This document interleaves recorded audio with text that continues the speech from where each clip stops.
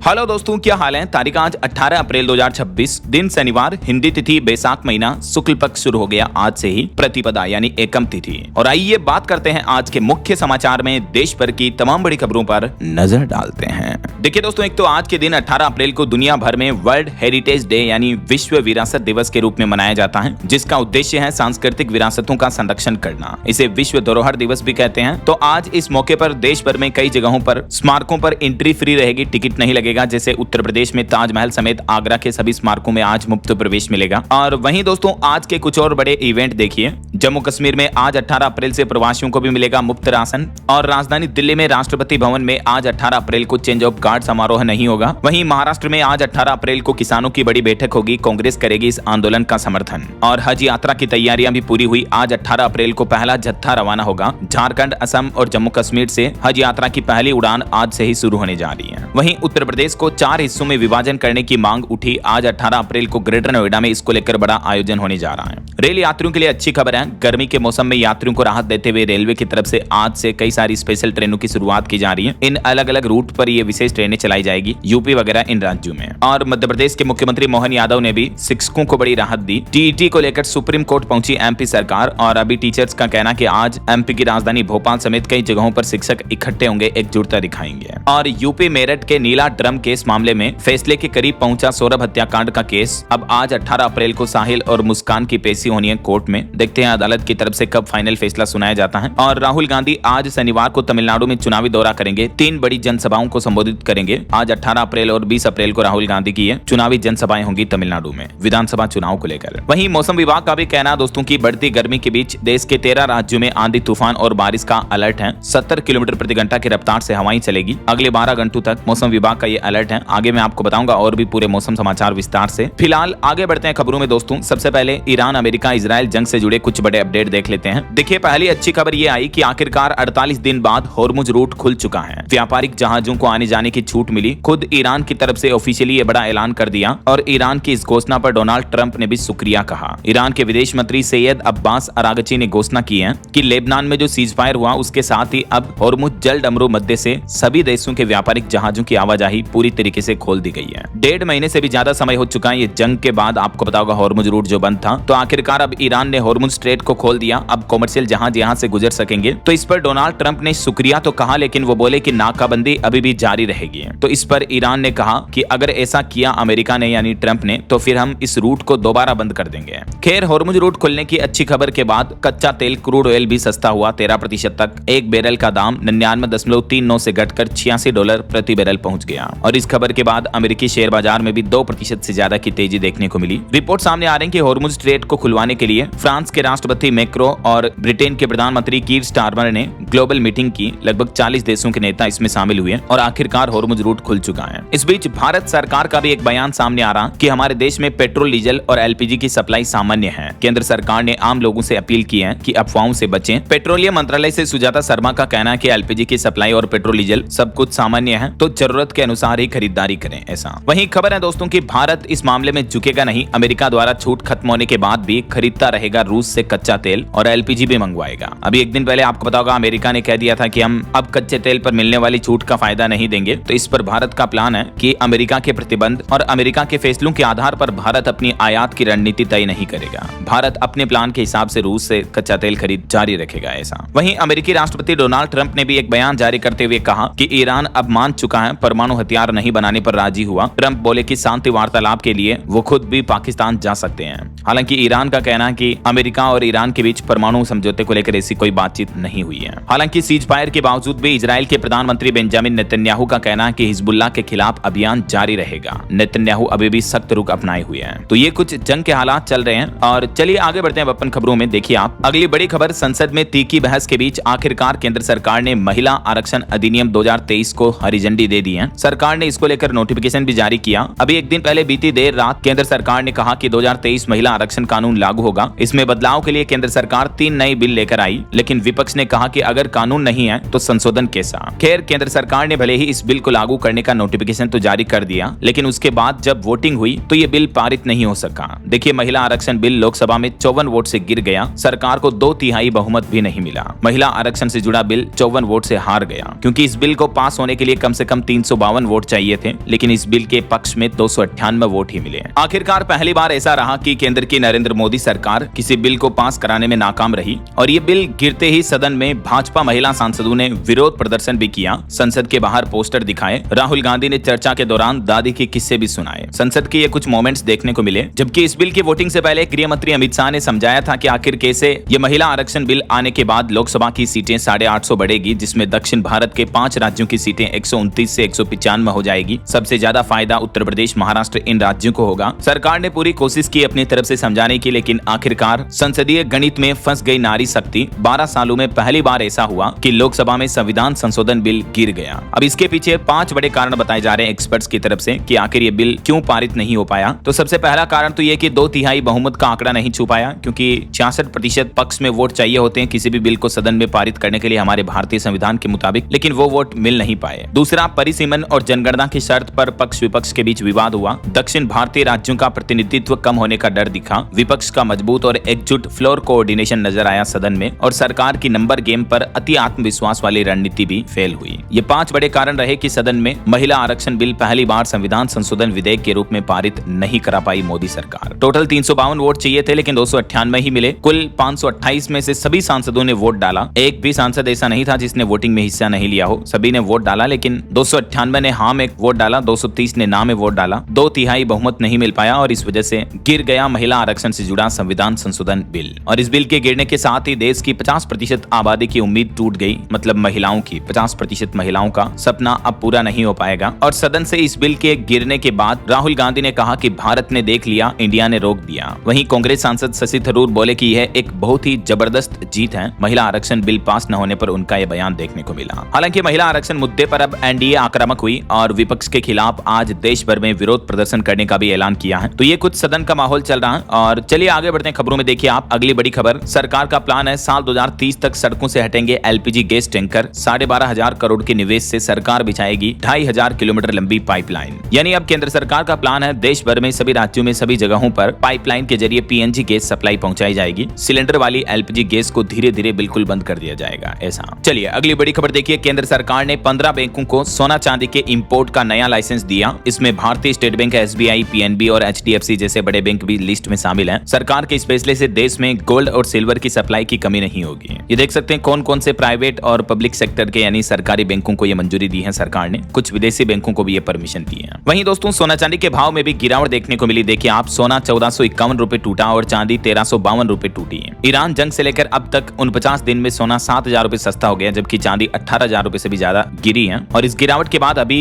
1 kilo चांदी का भाव 2,50,000 रुपए प्रति किलोग्राम चल रहा है, जबकि सोने का भाव 1,52,000 रुपए प्रति 10 ग्राम पर आ गया है। बाकी और भी अलग अलग कैरेट के हिसाब से गोल्ड का प्राइस आप देख सकते हैं स्क्रीन पर। चलिए अगली बड़ी खबर देखिए, गूगल कंपनी ने भारत में 17 लाख एडवर्टाइजर अकाउंट सस्पेंड किए। जेमिनी एआई की मदद से 2025 में 48 करोड़ से ज्यादा भ्रामक विज्ञापन भी हटाए। एआई का यूज करते हुए टेक कंपनी गूगल ने यह बड़ा एक्शन लिया है। और एक रिपोर्ट सामने आ रही है हमारे देश में अमीरों की लिस्ट में। ब्लूमबर्ग बिलियनियर लिस्ट के मुताबिक अडानी एशिया के सबसे अमीर व्यक्ति बन चुके हैं, जिनकी नेटवर्थ 8.5 लाख करोड़ से भी ज्यादा है, जबकि मुकेश अंबानी की नेटवर्थ 8.5 लाख करोड़ से थोड़ी कम है। इसके साथ वो दूसरे नंबर पर हैं। आखिरकार ब्लूमबर्ग की सूची में यह बड़ा बदलाव हुआ। मुकेश अंबानी जो पहले नंबर पर थे उनसे आगे निकल गए, एशिया के सबसे अमीर व्यक्ति बने अदानी। ये डेटा आप देख सकते हैं। वहीं खबर आ रही है कि ईरान युद्ध के कारण यूरोप में जेट फ्यूल का संकट छाया। 6 सप्ताह का स्टॉक बचा है। इस वजह से दुनिया भर में फ्लाइट्स रद्द हो सकती हैं। हवाई सफर भी महंगा हो सकता है, क्योंकि ईरान युद्ध चल रहा और इतने दिन हॉर्मुज रूट जो बंद था, इस वजह से यूरोप और पूरे एशिया में जेट फ्यूल की भारी कमी हो रही है। ये रिपोर्ट जारी की गई ऑफिशियली आईईए यानी इंटरनेशनल एनर्जी एजेंसी की तरफ से। ये कहा गया कि अगर सप्लाई जल्द शुरू नहीं हुई तो गर्मी की छुट्टियों में कई सारी फ्लाइट्स रद्द हो सकती हैं और टिकट के दाम भी बढ़ सकते हैं। हालांकि इतने दिन तो हॉर्मुज रूट बंद होने से ये मुसीबत बड़ी थी, लेकिन अब क्योंकि हॉर्मुज रूट खुल चुका है तो उम्मीद है कि धीरे धीरे जेट फ्यूल की सप्लाई भी बढ़ेगी।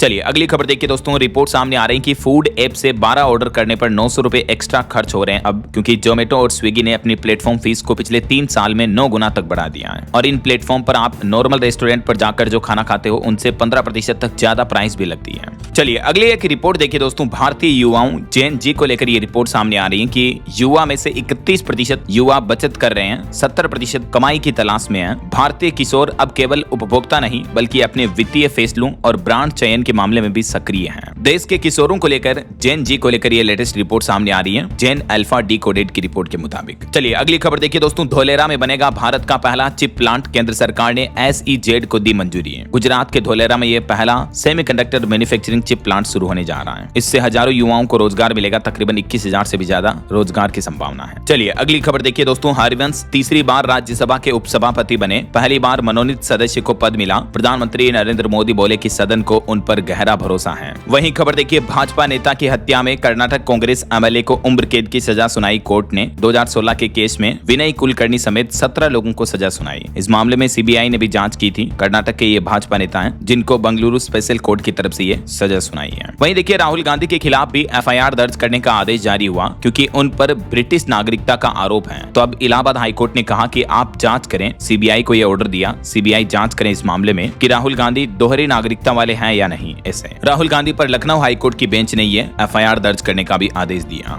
वहीं देखिए, असम के मुख्यमंत्री हिमंत बिश्व शर्मा बोले कि देश बांग्लादेशी मुसलमानों का अड्डा बन जाएगा। पश्चिम बंगाल में चुनाव प्रचार के दौरान उन्होंने ये कहा। तो जवाबी कार्यवाही में ममता बनर्जी बोली कि जब आप सत्ता में नहीं रहेंगे तब आपके घरों पर भी छापे पड़ेंगे। तो ये कुछ राजनीतिक बयानबाजी चल रही है। और वहीं देखिए, बड़ी खबर, महाराष्ट्र के नासिक में जो हाल ही में TCS कंपनी में धर्मांतरण का मामला देखने को मिला था। इस मामले पर अब मानवाधिकार आयोग ने रिपोर्ट मांगी। फरार आरोपी निदा ने खुद को प्रेग्नेंट बताया। कोर्ट में अग्रिम जमानत याचिका भी दायर की। वहीं दोस्तों, पाकिस्तान की एक नई करतूत का खुलासा सामने आ रहा कि पाकिस्तान ISI भारतीय किशोरों की भर्ती कर रहा है। रेलवे स्टेशन व शहर निशाने पर है। ऑपरेशन सिंदूर में बुरी तरह से मार खाने के बाद अब पाकिस्तान अभी भी अपनी साजिश रचने से बाज नहीं आ रहा। भारत के खिलाफ इस तरह की करतूतें कर रहा। खुफिया रिपोर्ट्स में यह खुलासा सामने आ रहा है। वहीं केरल के सबरीमाला मंदिर में महिलाओं के प्रवेश मुद्दे पर सुप्रीम कोर्ट में 5वें दिन सुनवाई हुई। याचिकाकर्ता बोला कि आस्था और विश्वास समय के साथ बदलते हैं, इन्हें कानून से नहीं बदल सकते हैं। तो इस मामले पर सुप्रीम कोर्ट ने भी कहा कि व्यक्तिगत मान्यताओं से ऊपर है संविधान की मर्यादा।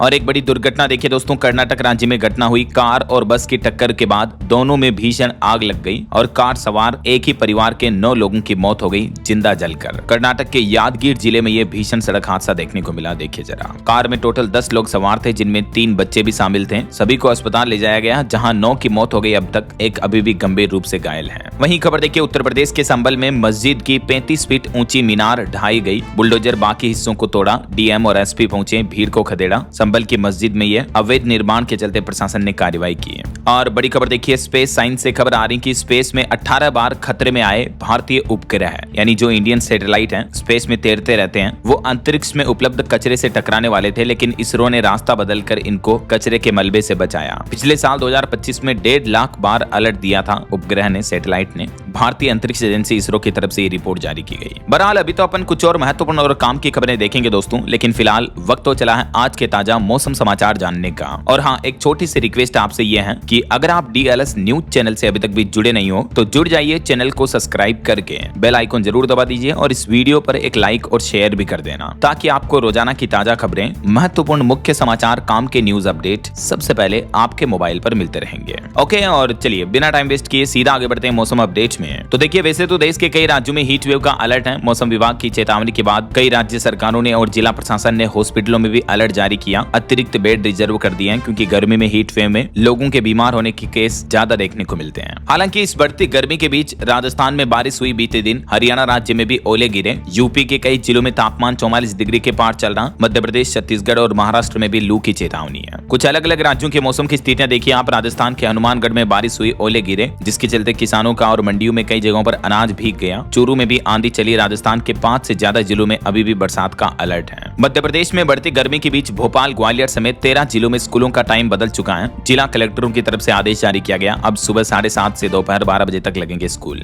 इन जिलों में स्कूलों में समय बदला गया है। वहीं उत्तर प्रदेश में देखिए, पश्चिमी यूपी में बदला मौसम। गाजियाबाद और मेरठ में बारिश हुई। मुजफ्फरनगर में आंधी से पेड़ उखड़े। यूपी के काशी में भी स्कूलों की टाइमिंग बदली गई। हरियाणा राज्य में भी बारिश के साथ ओले गिरे। 9 जिलों में मौसम बिगड़ा। तेज आंधी चली। रोहतक में 41 डिग्री के साथ सबसे गर्म इलाका रहा। और पंजाब के भी 7 जिलों में आंधी बारिश का अलर्ट है। 15 शहरों में तापमान 35 डिग्री से भी ज्यादा चल रहा है। इधर छत्तीसगढ़ में देखिए, 19 अप्रैल तक रायपुर, दुर्ग, बिलासपुर में हीट वेव का अलर्ट है। और छत्तीसगढ़ में तो 20 अप्रैल से स्कूलों में भी गर्मी की छुट्टियां घोषित कर दी जाएगी। वहीं झारखंड के भी कई जिलों में बारिश की संभावना है। आज 4 जिलों का अधिकतम तापमान 40 डिग्री के पार पहुंच चुका है। कल 19 तारीख के बाद फिर लू चलने की चेतावनी है। पहाड़ी राज्यों की बात करें दोस्तों तो उत्तराखंड के 7 जिलों में बारिश की संभावना। 5 जिलों में येलो अलर्ट है। पहाड़ों में भी बर्फबारी के आसार रहेंगे। और हिमाचल प्रदेश में भी बदला मौसम। मनाली, चंबा में बारिश हुई। तापमान में कुछ जिलों में गिरावट देखने को मिली। अगले 2 दिन तूफान का अलर्ट हैं। बाकी देख सकते हैं आप आज और कल 18-19 अप्रैल को कैसा रहेगा मौसम, भारत के किन किन राज्यों में बारिश की चेतावनी है, जानकारी आप देख सकते हैं ये भारत के मानचित्र में भी। अच्छा वैसे दोस्तों आप कौन से राज्य में रहते हैं और आपके राज्य में अभी मौसम के हाल क्या चल रहे हैं, आपके राज्य और जिले का नाम मुझे नीचे कमेंट करके बताइएगा जरूर, ताकि मैं आपके राज्य से जुड़ी खबरें भी आपके मोबाइल तक पहुंचा दूंगा। ओके, और चलिए आगे बढ़ते हैं। मौसम के बाद खबरों में कुछ मार्केट अपडेट्स पर नजर डाल लेते हैं। देखिए बीते दिन भारतीय शेयर बाजार में तेजी देखने को मिली। सेंसेक्स 505 अंक चढ़कर 78,494 पर बंद हुआ। निफ्टी में भी 150 अंकों की तेजी रही। वहीं निवेशकों के लिए खबर है, जियो कंपनी का आईपीओ अगले महीने मई में आने की उम्मीद है। ड्राफ्ट पेपर्स जल्दी सेबी के पास फाइल करेगी कंपनी और ये देश का अब तक का सबसे बड़ा आईपीओ होगा। और भारत के लिए एक अच्छी खबर आ रही है, फॉरेक्स रिजर्व पर देखिए आप, विदेशी मुद्रा भंडार में शानदार वापसी देखने को मिली। भारत का फॉरेक्स रिजर्व उछाल के साथ 700 अरब डॉलर के पार पहुंचा। वहीं क्रिसिल की रिपोर्ट के मुताबिक अगले 2 साल भारत के बैंकों के लिए शानदार रहेंगे। एनपीए लो लेवल पर रहेगा। एनपीए यानी नॉन परफॉर्मिंग एसेट्स जो हैं बैंकों के लोन कलेक्शन में अगले 2 साल अच्छे रहेंगे ऐसा। और एसएनपी ग्लोबल की रिपोर्ट में दावा किया जा रहा है कि महंगा तेल भी नहीं रोक पाएगा भारत की रफ्तार। 6.3% की दर से बढ़ेगी भारतीय अर्थव्यवस्था। इंडियन इकोनॉमी को लेकर ये एसएनपी ग्लोबल रिसर्च फर्म की तरफ से रिपोर्ट्स में दावा किया गया है। चलिए मार्केट अपडेट्स के बाद आगे बढ़ते हैं खबरों में। देखिए आप अगली खबर, एक रिपोर्ट सामने आ रही है कि तेलंगाना में एससी एसटी सामान्य वर्ग से 3 गुना तक पिछड़े हुए हैं। राज्य की 242 में से 135 बहुत पिछड़ी जातियां हैं। 3.5 लाख लोगों पर सर्वे किया गया जिसमें ये डेटा सामने आ रहे हैं। और एक बड़ी लूट की घटना देखिए दोस्तों, मध्य प्रदेश के बैंक ऑफ महाराष्ट्र में 15 करोड़ की डकैती की घटना देखने को मिली। हथियार लेकर दिन दहाड़े घुसे 5 डकैतों ने बैंक मैनेजर को भी पीटा, बैंक में फायरिंग की, 15 मिनट तक बैंक के अंदर रहे। तब तक देखिए आप प्रशासन की लापरवाही, ना पुलिस वाले पहुंचे ना कोई सिक्योरिटी वाले आए। मध्य प्रदेश के सिंगरौली में ये दिन दहाड़े बैंक डकैती का बड़ा मामला सामने आया है। यहाँ बेढन में स्थित बैंक ऑफ महाराष्ट्र में दोपहर के समय तकरीबन 5 हथियारबंद बदमाश घुसे और फायरिंग की। बताया जा रहा है कि करीब 9-10 किलो सोना और 20 लाख रुपए केस लेकर भाग गए। इस सोने की कीमत 15 करोड़ रुपए आंकी गई है। घटना दोपहर के 1 बजे की है। और वहीं खबर है, सीडीएस बनने के बाद पहली बार अपने पैतृक गांव पहुंचे अनिल चौहान। उत्तराखंड में वो अपने गांव पहुंचे, दोस्तों के साथ चाय पी, चाइना बॉर्डर पर बोले कि गांव खाली हुए तो देश के लिए खतरा होगा। और खबर है, मुख्यमंत्री बनने के बाद पहली बार सोनपुर पहुंचे बिहार के नए सीएम सम्राट चौधरी, बोले काशी विश्वनाथ जैसा बनेगा हरिहरनाथ का मंदिर भी। और खबर देखिए, पंजाब में एक आम आदमी पार्टी के मंत्री और उसके 2 पार्टनरों पर ईडी ने रेड डाली। अधिकारी बोले कि सट्टेबाजों को प्रोटेक्शन देकर मुनाफे में हिस्सेदारी ले रहे थे। ये आम आदमी पार्टी सरकार के दिग्गज मंत्री संजीव अरोड़ा और उनके 2 पार्टनर के यहाँ रेड डाली ईडी ने। तो ईडी की इस कार्रवाई पर पंजाब के मुख्यमंत्री भगवंत मान भी भड़क गए, बोले कि नॉन बीजेपी सरकार को तंग कर रहे हैं, बिल लटका कर रखते हैं, सरकार ट्रंप चला रहे हैं। मुख्यमंत्री भगवंत मान ने प्रेस कॉन्फ्रेंस करते हुए केंद्र सरकार पर यह तंज भी कसा। चलिए अगली खबर देखिए, 4 धाम यात्रा से ठीक 2 दिन पहले ऑफलाइन रजिस्ट्रेशन शुरू हो चुके हैं। आरती उतार कर माला पहनाकर श्रद्धालुओं का नाम दर्ज किया। और इस बार 4 धाम यात्रा के श्रद्धालुओं के लिए अच्छी खबर है, मार्ग पर तकरीबन 127 पार्किंग स्थल बनाए गए हैं ताकि गाड़ियों वगैरह की पार्किंग में दिक्कत नहीं आएगी। और सुरक्षा के लिए हाईटेक सीसीटीवी कैमरे लगाए गए हैं। ड्रोन से 24 घंटे निगरानी रहेगी। उत्तराखंड में 4 धाम यात्रा के लिए व्यापक तैयारियां पूरी हो चुकी हैं और श्रद्धालुओं की सुरक्षा के लिए इस बार प्रशासन ने पुख्ता इंतजाम भी किए हैं। वहीं खबर है, उत्तर प्रदेश में प्रधानमंत्री आदर्श ग्राम योजना से संवरेंगे यूपी के 17 गांव। लगभग 3.25 करोड़ से भी ज्यादा आवास अगले 3 महीने में पूरे हो जाएंगे। यूपी रायबरेली में सरकार का यह प्लान है। वहीं खबर है दोस्तों, ब्लू लाइन के कई सारे स्टेशनों के बीच कल 19 अप्रैल को दिल्ली मेट्रो की टाइमिंग में बदलाव रहेगा। डीएमआरसी की तरफ से नया शेड्यूल भी जारी किया गया है। अगर आप भी मेट्रो में सफर करते हैं तो ये नई टाइमिंग देख लीजिएगा। और यूपी के किसान भाई लोगों के लिए बड़ी राहत की खबर आ रही है, अब बिना रजिस्ट्री के भी बेच सकेंगे गेहूं।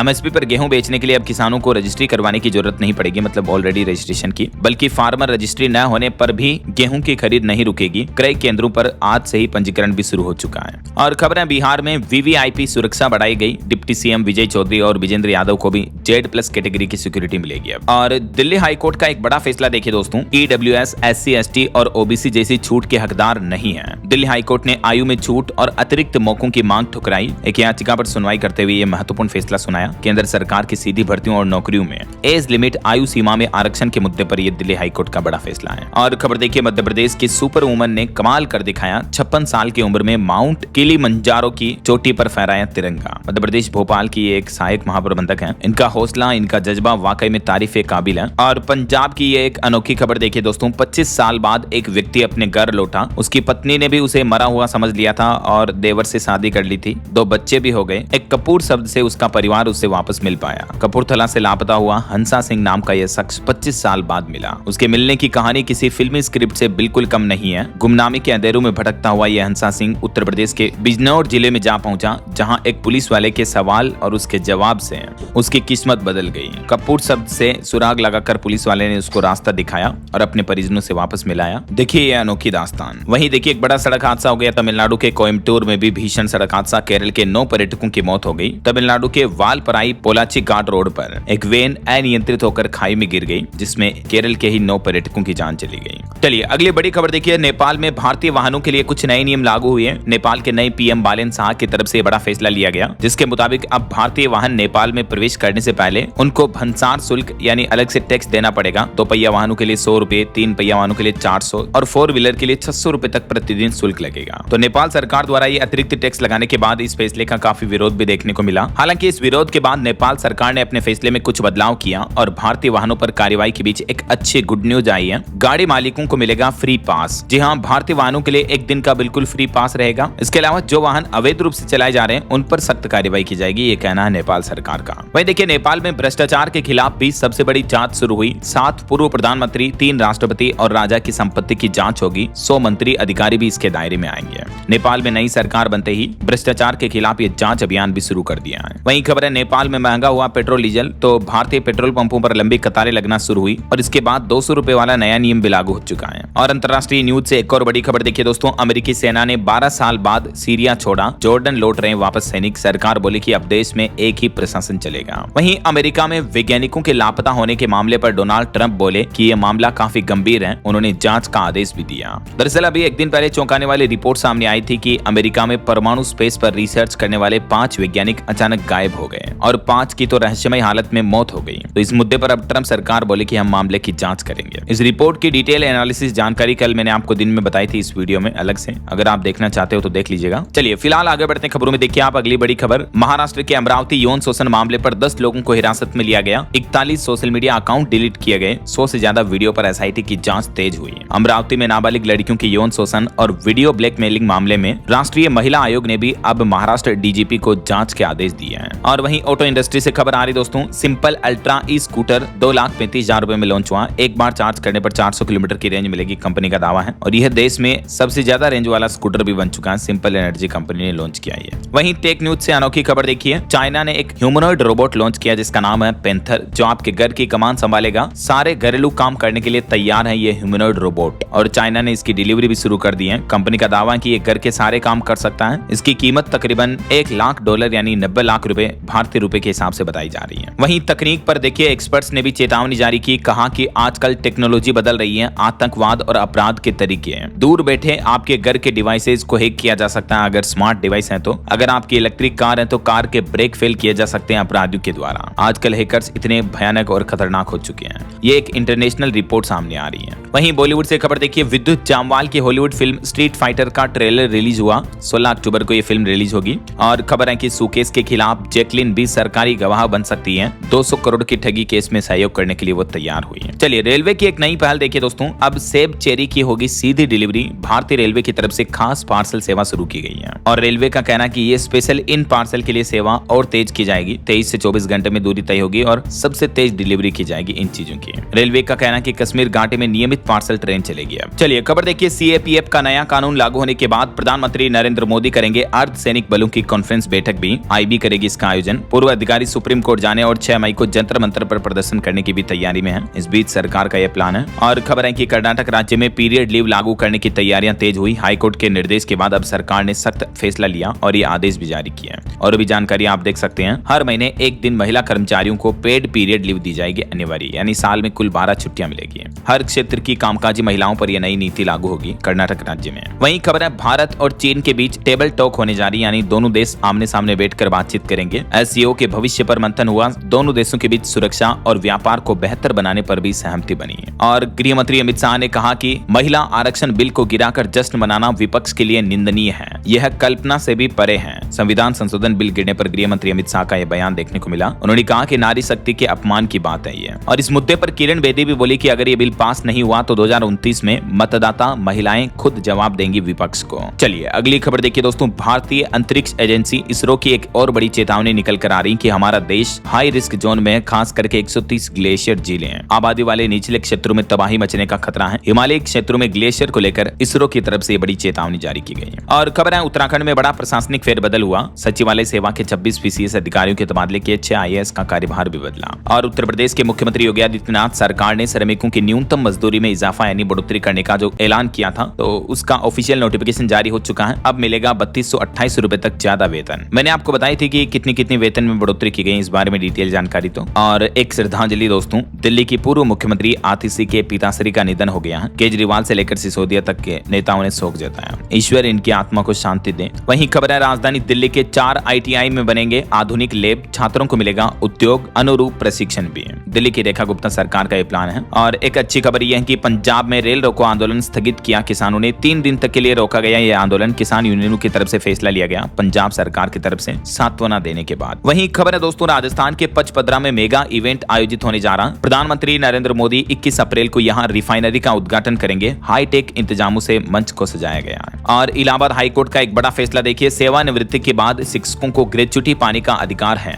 आयु सीमा का कोई बंधन नहीं है। हाईकोर्ट की तरफ से सरकारी कर्मचारियों को लेकर यह महत्वपूर्ण फैसला सुनाया गया है। वहीं राजस्थान हाईकोर्ट का भी एक बड़ा फैसला देखिए कि बहू भी अनुकंपा नियुक्ति के हकदार है। राजस्थान हाईकोर्ट ने एक केस पर सुनवाई करते हुए कहा कि हमें यह देखकर बड़ा आश्चर्य हुआ कि खुद विभाग ने वही आपत्ति उठाई जिन्हें पहले ही कोर्ट खारिज कर चुका है। राजस्थान हाईकोर्ट ने एक महिला के एक बहू के अनुकंपा नियुक्ति में मामले पर यह सुनवाई करते हुए महत्वपूर्ण फैसला सुनाया है। चलिए अगली खबर देखिए, मध्य प्रदेश में प्रतिनियुक्ति कर्मचारियों को सरकार ने बड़ी राहत दी। मोहन यादव सरकार ने महंगाई भत्ता बढ़ा दिया है। एरियर भी किस्तों में मिलेगा। ये देख सकते हैं आप कितना भत्ता बढ़ाया गया, अप्रैल 2026 से ही लागू माना जाएगा। वहीं बिहार में भी प्रोफेसरों के ट्रांसफर पर बड़ा फैसला लिया। नीतीश सरकार के बाद बनी नई सरकार ने 13 विश्वविद्यालयों के लिए नई नीति जल्द ही लागू होगी। पूरा सिस्टम बदला जाएगा कॉलेज यूनिवर्सिटी में प्रोफेसरों के ट्रांसफर को लेकर। और खबर है दोस्तों, बिहार में अब 7 दिन में नपेगी जमीन, 14 दिन में मिलेगी रिपोर्ट भी। ऑनलाइन होगा पूरा आवेदन। राजस्व एवं भूमि सुधार विभाग की नई पहल है। और खबर है दोस्तों, राजधानी दिल्ली को मिली 200 EV बसों की सौगात। मुख्यमंत्री रेखा गुप्ता ने कहा कि इलेक्ट्रिक पॉलिसी दूसरे राज्यों के लिए भी नजीर है।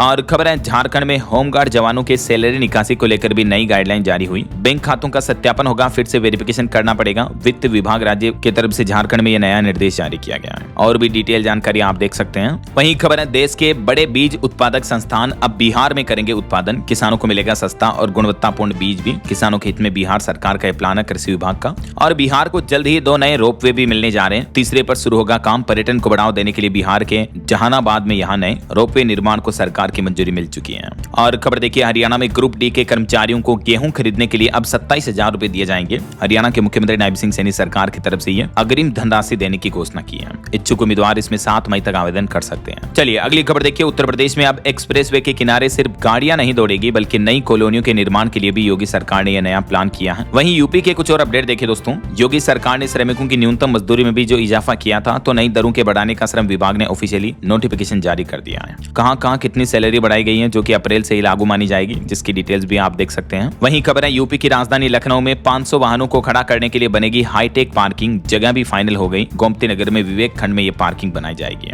और उत्तर प्रदेश में इंटर संस्कृत प्री बोर्ड परीक्षा को लेकर नियम बदल चुका है। बोर्ड सचिव ने नए दिशा निर्देश भी जारी किए। इस बारे में जानकारी आप देख सकते हैं। वहीं खबर है दोस्तों, यूपी में दिवंगत पुलिस कर्मियों के आश्रितों की भर्ती पर भी एक बड़ा अपडेट सामने आ रहा है। रिटेन एग्जाम का शेड्यूल जारी हो चुका है। यूपी पुलिस की तरफ से यह नया प्लान किया गया है। इस पोर्टल पर ज्यादा डिटेल आपको मिल जाएगी। वहीं खबर है, उत्तर प्रदेश में पुरानी गाड़ियों की खरीद और बिक्री के नियम भी बदल चुके हैं। अब डीलरों को यह सर्टिफिकेट लेना अनिवार्य होगा। 5 साल होगी इसकी वैधता। दरअसल यूपी में अब नए और पुराने वाहन डीलरों के लिए ARTO से अधिकृत प्रमाण पत्र लेना अनिवार्य होगा। तभी कोई कार डीलर जो है सेकंड हैंड वगैरह या नई गाड़ियां बेच पाएगा। ऐसा तो ये कुछ यूपी के अपडेट्स रहे। और चलिए कुछ और स्टेट न्यूज अपडेट देख लेते हैं फटाफट से। देखिए आप, राजस्थान के 1.5 लाख से भी ज्यादा कर्मचारियों के तबादलों पर लगेगी रोक। 1 साल तक नहीं होंगे ट्रांसफर। राजस्थान में जनगणना अभियान जो कि 1 मई से शुरू होने जा रहा है। इस बीच राजस्थान सरकार का नया प्लान है। वहीं खबर है, राजस्थान में इंटरनेशनल सेंटर बेचेगा कलाकृतियां, 5% कमीशन लेगा। राजस्थान के स्थापना दिवस के मौके पर नई आर्ट गैलरी भी शुरू हुई है। राजधानी जयपुर में यह प्लान किया जा रहा है। और खबर है दोस्तों, TET विवाद में भी मध्य प्रदेश सरकार बड़ा कदम उठाए। सुप्रीम कोर्ट में रिव्यू पिटीशन याचिका दाखिल की। और वहीं खबर है दोस्तों, मध्य प्रदेश में कांग्रेस हर विधानसभा में 30,000 परिवारों से लेगी 100 रुपए। कार्यकर्ताओं की ट्रेनिंग और संगठन पर इन पैसों को खर्च किया जाएगा। वहीं मध्य प्रदेश की एक अनोखी घटना देखिए दोस्तों, MP उज्जैन का ये मामला है। एक डॉक्टर कपल की बेटी को ही दुर्लभ बीमारी बीमारी है। अब 15 करोड़ रुपए का इंजेक्शन लगेगा। विडंबना देखिए जरा, इस बच्चे के माता पिता दोनों खुद डॉक्टरनी हैं, लेकिन बदकिस्मती देखिए, इनकी बच्ची को दुर्लभ बीमारी है। उज्जैन की 5 महीने की बच्ची को जीन थेरेपी का इंजेक्शन लगेगा। 15 करोड़ का इंजेक्शन आएगा। ये एक तरह की आनुवंशिक बीमारी होती है, लेकिन इसका इलाज भारत में उपलब्ध नहीं होता है, तो बाहर से इंजेक्शन मंगाना पड़ता है। अब परिवार ने फंड रेज शुरू करके मदद की भी अपील की और एमपी के मुख्यमंत्री मोहन यादव से भी गुहार लगाई है। ओके, और चलिए कुछ एजुकेशनल अपडेट्स देख लेते हैं दोस्तों, फटाफट से देखिए आप। हिमाचल प्रदेश पुलिस में 1000 और वन विभाग में 500 पदों पर भर्ती का रास्ता साफ हुआ। मुख्यमंत्री सुखविंदर सिंह सुक्खू की कैबिनेट बैठक में मंजूरी मिल चुकी है, जल्दी ये भर्ती आ जाएगी, तो अपडेट में आपको बता दूंगा। और बिहार में देखिए बीपीएससी TRE 4 में बड़ा बदलाव किया गया। अब फॉर्म भरते ही देना होगा 38 जिलों का विकल्प। बिहार लोक सेवा आयोग की तरफ से इस बारे में नोटिस भी जारी किया है। और वहीं खेल समाचार से खबर आ रही दोस्तों, गिल की 50 से गुजरात लगातार तीसरा मैच जीता IPL में। कोलकाता IPL सीजन में 5वां मैच हारी, रबाडा ने 3 विकेट भी झटके हैं। ओके, और अंत में आज के राशिफल पर नजर डाल लेते हैं। देखिए मेष राशि वालों के लिए फायदेमंद है आज का दिन। मकर राशि वालों को प्रॉपर्टी में फायदा मिल सकता है और नौकरी में प्रमोशन भी मिल सकता है। बाकी और भी कुछ अलग अलग राशियों का राशिफल आप देख सकते हैं स्क्रीन पर। और हाँ दोस्तों, आप मुझे कमेंट करके बताइए कि